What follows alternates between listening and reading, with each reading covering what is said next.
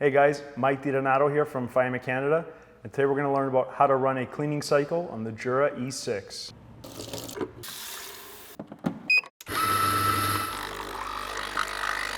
What you're going to need for this process, you're going to need one single Jura cleaning tablet, which comes in both a 6 and 25 pack, and you're going to need a nice container to catch the spent water from the central spouts of the machine. Once you have an indication that it's time to clean, you're going to enter the maintenance menu and select Clean Machine. This will be found in red. Once you start the process, the first thing your machine will ask you is to empty the tray.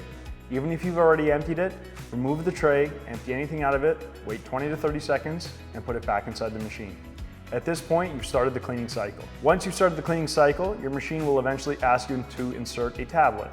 You will then open the pre-ground bypass, put one single Jura cleaning tablet inside of it, and click Begin. At this point, you're going to put a receptacle underneath the central spouts of the machine and allow it to run the cleaning cycle. After about 20 minutes, the cycle will be complete.